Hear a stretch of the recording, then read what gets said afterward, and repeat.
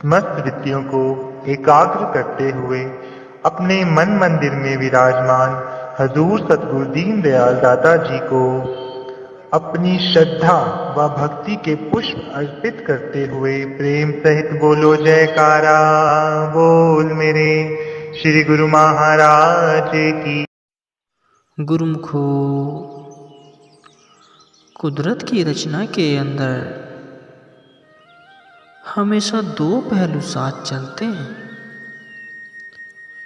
जैसे रोशनी अंधेरा, सच झूठ, भलाई बुराई, सुख दुख, शांति अशांति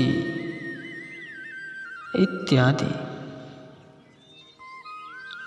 इसी प्रकार ही सृष्टि की रचना में भक्ति और माया, ये भी दो अलग अलग पहलू हैं। जिस प्रकार की रोशनी के विरुद्ध अंधेरा और अंधेरे के विरुद्ध रोशनी होती है, उसी प्रकार ही माया और भक्ति भी एक दूसरे के विरोधी हैं। माया की कुदरती रचना ही कुछ इस प्रकार की है कि जीव उसमें रहता हुआ सारी जिंदगी लगातार मायावी संस्कार अपने अंदर में जमा करता रहता है और इस प्रकार हमेशा माया के अधीन बना रहता है। जन्म जन्मांतर से जीव की यही हालत चली आई है, परंतु यह बात हरगिज़ नहीं कि दुनिया में फ़कत माया ही माया का मतलब और माया में घिर जाना है और भक्ति का नहीं, अथवा यह कि झूठ ही झूठ की रचना करता है और सच की नहीं। यह कि अशांति ही अशांति है और शांति नहीं। नहीं, ऐसी बात हरगिज़ नहीं है। अगर माया दुख और अशांति को देने वाली चीज है तो कल्पनाओं और क्लेशों का बीज है और जीव को जन्म जन्मांतर तक भटकने और गुमराह करने वाली ताकत है। तो दूसरी तरफ उसके मुकाबले में भक्ति भी मौजूद है, जो शांति, खुशी और सुख के पैदा करने वाली है तथा जीव को गुमराही और भटकने से आज़ाद कराने वाली ताकत है। अगर भक्ति न होती तो फिर जीव को हमेशा अशांति ही अशांति बनी रहती और कभी शांति का मुख देखना नसीब न होता।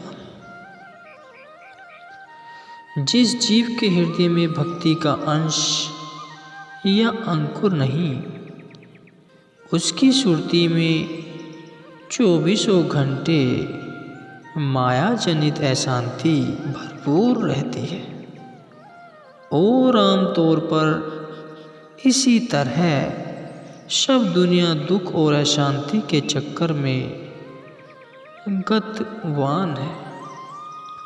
जीवों को इस अशांति, कल्पना और दुख तथा बंधन से आज़ाद कराने का एक ही उपाय भक्ति है। सिवाय इसके और कोई उपाय जीवों के लिए शांति प्रदान करने का नहीं है। इसलिए समय समय पर जीवों को दुख, अशांति, कल्पना और क्लेशों व माया के बंधन से आज़ाद कराने के लिए दुनिया में संतों, महापुरुषों, अवतारों और सद्गुरुओं का जन्म हुआ है, जो जीवों को भक्ति का सच्चा मार्ग दिखाकर मायावी कल्पना और अशांति से आज़ाद कराते हैं। दुनिया में हर तरफ माया ही माया की रचना है। इस माया की रचना में जीव भूल कर भरमा जाता है और असलियत से भटक बैठता है, तब दुखी और अशांत होता है। माया असल में इस प्रकार से पर्दा या खिलाफ के समान है जो रूह पर छाया हुआ है।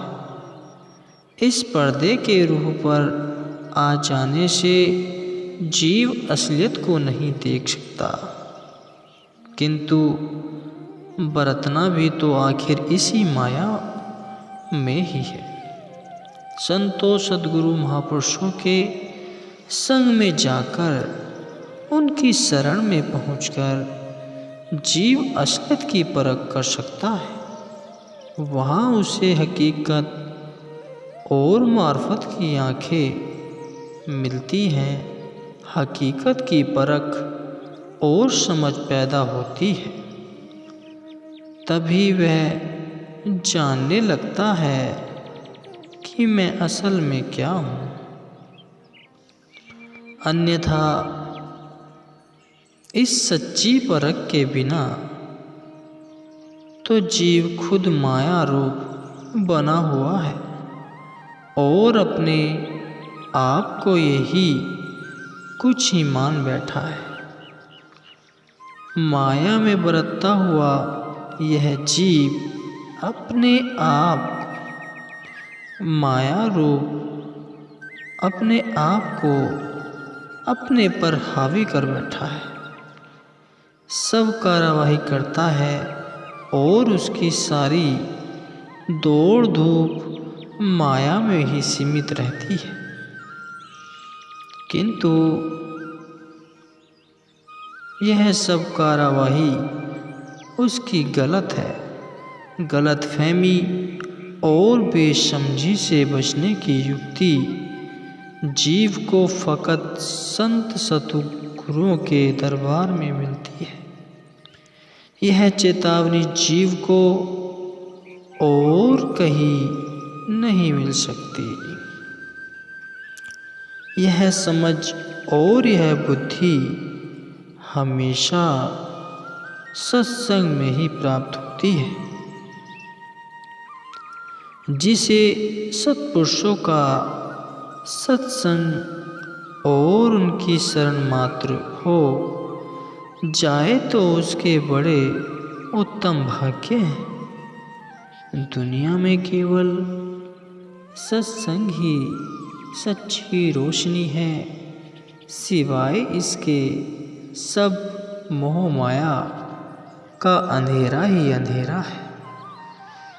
जैसा कि संतों का कथन है, साध संग में चांदना सकल अंधेरा और सहजो दुर्लभ पाइयो सत्संगति में ठोर।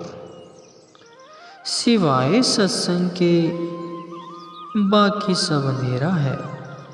दुनियावी जीव है कि अंधेरे में ठोकरें खा रहा है। यह बात भी नहीं कि वे कोई कार्य, मेहनत, उत्तम और पुरुषार्थ नहीं कर रहे। मेहनत या पुरुषार्थ भी बराबर कर रहे हैं, किंतु वह सब पुरुषार्थ नफसानियत पर निर्भर होने से गलत है। उससे कोई भी रूहानी प्रयोजन सिद्ध नहीं होता।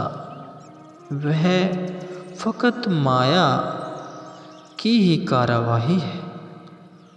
यदि कोई मेहनत और पुरुषार्थ करके लाखों करोड़ों का धन एकत्र कर ले और लखपति या करोड़पति बन बैठे, चाहे कोई बड़ा भारी कुटुंब, कबीला अथवा परिवार भी बन जाए, किंतु मन में फिर भी अशांति रहती है। शांति और तृप्ति नहीं मिलती। लाखों करोड़ों का मालिक भी दुखी और अशांत है। बड़ी भारी इज्जत, हुकूमत और मान बढ़ाई पाने वाला भी दुखी और अशांत है।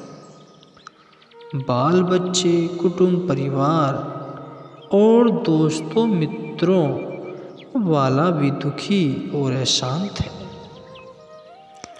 जिसके अधिकार में लाखों करोड़ों की जायदाद, रुतबा, इज्जत, हुकूमत, पुत्र पुत्री, कुटुंब, परिवार इत्यादि सब कुछ है, जरा उससे पूछ कर देखा जाए कि भाई तुम्हारे मन में शांति भी है, तो उत्तर मिलता है कि नहीं, हमारे पास शांति कहाँ। अब सोचो कि जब उसके पास सभी दुनियावी पदार्थ एकत्रित है तो फिर क्यों दुखी और अशांत है। अब भला उसे किस वस्तु की कमी है? माया ही की कमी है क्या? इतनी माया और मायावी पदार्थ जमा करके भी उसे कमी का ही अनुभव कराएगी। माया नाम ही कमी और त्रुटि का है। यह जितनी भी अधिक होगी उतनी ही कमी का अनुभव होगा। यह माया अस्थिर, असत और दुखदाई है। इसका काम ही जीवों को परेशान करना है। इसलिए वह हमेशा ही जीव को दुखी और परेशान बनाए रखती है। यह हरगिज़ कभी जीव को शांति और तृप्ति नहीं दे सकती। जब कभी किसी उत्तम संयोग से और ऊंचे भाग्य से ऐसा अवसर मिल जाए कि सत्पुरुषों, सद्गुरुओं, संतों का संग मिल जाए और असलियत की समझ आ जाए, जीव पर महापुरुषों की दया हो जाए, तभी तो यह अशांति और कल्पनाओं से छूट सकता है, अन्यथा नहीं। अगर सत्पुरुषों का संग नहीं मिला तो दूसरी सूरत में यह जीव सदा मायावी धंधों में लगा रहता है और जिंदगी इसी दौड़ धूप में गुजर जाती है। मन में अशांति ही अशांति का निवास रहता है। इस प्रकार सब जिंदगी एकारत हो जाती है। अंतकाल में फिर यह जीव चेतता भी है कि मुझे नाम, भक्ति और परमार्थ की कमाई करनी थी, जो नहीं की, किंतु तब फिर पछताने से क्या लाभ। जिस जीव को भाग्य से ये सब साधन उपलब्ध हो जाएं, उसे चाहिए कि वह इस अवसर का पूरा पूरा लाभ उठाए। यही उसके जीवन का असली कर्तव्य है और यही उत्तम भाग्य की निशानी है कि सत्संग, भक्ति तथा सत्पुरुषों की शरण प्राप्त हो जाए। तब सुरती को सदा के लिए स्वतंत्र करा कर अपने निज देश में पहुंचाने का प्रयत्न करें। गुरुमुखों, आज की वीडियो कैसी लगी? वीडियो को लाइक करें, कमेंट करें और चैनल को सब्सक्राइब करें।